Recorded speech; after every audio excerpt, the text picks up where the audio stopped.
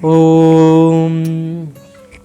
ओमकार में पूर्णता। स्वामी रामकृष्ण परमहंस की आध्यात्म साधना से प्रभावित हुए पढ़े लिखे युवक दक्षिणेश्वर में उनके सानिध्य में रहकर भारतीय तत्वज्ञान, वेदांग, षड दर्शन तथा प्रत्यक्ष योग का अभ्यास करते थे। इनमें स्वामी विवेकानंद भी एक थे। इन युवकों को ऐसा लगता था कि भारतीय तत्वज्ञान के साथ पाश्चात्य तत्वज्ञान के ग्रंथों का परिशीलन कर दोनों का तुलनात्मक विचार करना आवश्यक है। उनकी इस धारणा को एक घटना ने जबरदस्त धक्का पहुंचाया। दक्षिणेश्वर में काली मंदिर में अनेक साधु रामकृष्ण परमहंस से मिलने के लिए आया करते थे। एक बार एक ऐसा ही साधु वहां आया। उसके पास बृहत आकार का एक ग्रंथ था। प्रातः उठकर वे गंगा स्नान करते और घंटों तक उस ग्रंथ का अध्ययन करने बैठते। उनके संभाषण में सब प्रकार का ज्ञान प्रकट होता था। ऐसा लगता था वे प्रकांड पंडित हैं और प्रत्येक बात का उन्होंने सूक्ष्म अध्ययन किया है। रामकृष्ण परमहंस के सहवास में रहकर साधना करने वाले युवकों को ऐसा लगा कि साधु महाराज के पास तो बहुत बड़ा ग्रंथ है, उसमें सारा ज्ञान समाया हुआ है।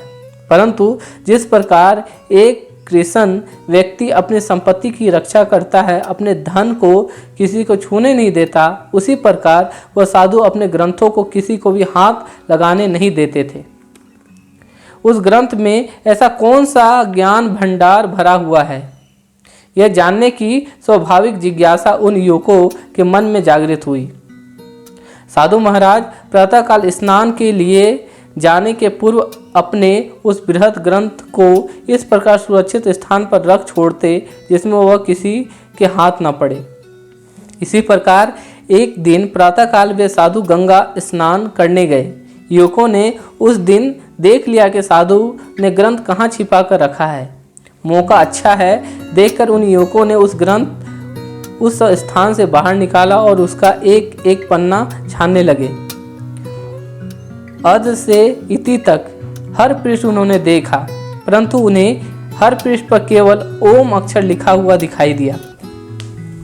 यह देखकर वे बड़े निराश हुए। जब साधु लौटे और उन्होंने ग्रंथ नियत स्थान पर नहीं देखा तब वे नाराज हुए। उन्होंने युवकों से ग्रंथ लौटाने को कहा। उन्होंने युवकों को की भर्त्सना भी की कि ग्रंथ के साथ इस प्रकार अयोग्य अनादर पूर्वक व्यवहार करना उचित नहीं है। उन युवकों ने कहा, महोदय, आपके ग्रंथ में कुछ भी तो नहीं है। सभी पृष्ठों पर एक ही अक्षर लिखा हुआ है।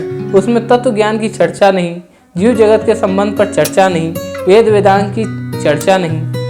कागज का यह निरर्थक ढेर आप पास क्यों रखते हो?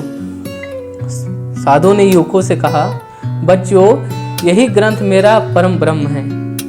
जीवन भर यही पढ़ता रहूंगा। इससे ही मेरे अज्ञान सभी संदेहों का निवारण होता है। इसी में इस ओंकार ने मुझे पूर्णता का अनुभव होता है। बाकी सारा अक्षरों का खेल है। इस ओंकार में मैं पूर्ण संतुष्ट हूँ। ओम।